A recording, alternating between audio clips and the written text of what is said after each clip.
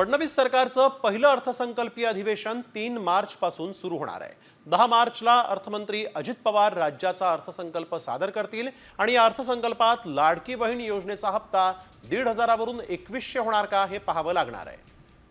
यावेळेची एक मोठी आणि महत्त्वाची बातमी आपण बघतोय। फडणवीस सरकारचा पहिला अर्थसंकल्प 3 मार्च पासून अर्थसंकल्पीय अधिवेशन 3 मार्च पासून होणार आहे।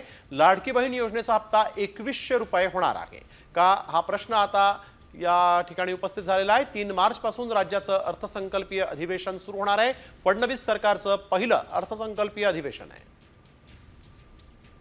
फडणवीस सरकारचं पहिलं अर्थसंकल्पीय अधिवेशन 3 मार्च पासून सुरू होणार आहे। 10 मार्चला अर्थमंत्री अजित पवार राज्याचा अर्थसंकल्प सादर करतील आणि या अर्थसंकल्पात लाडकी बहीण योजनेचा हप्ता 1,500 वरून 2100 होणार का हे पाहावं लागणार आहे। यावेळेची एक मोठी आणि महत्त्वाची बातमी आपण बघतोय। फडणवीस सरकारचा पहिला अर्थसंकल्प 3 मार्च पासून अर्थसंकल्पीय अधिवेशन 3 मार्च पासून होणार आहे। लाडकी बहीण योजनेचा हप्ता 2100 रुपये होणार आहे का हा प्रश्न आता या ठिकाणी उपस्थित झालेला आहे। 3 मार्च पासून राज्याचं अर्थसंकल्पीय अधिवेशन सुरू होणार आहे। फडणवीस सरकारचं पहिलं अर्थसंकल्पीय अधिवेशन आहे।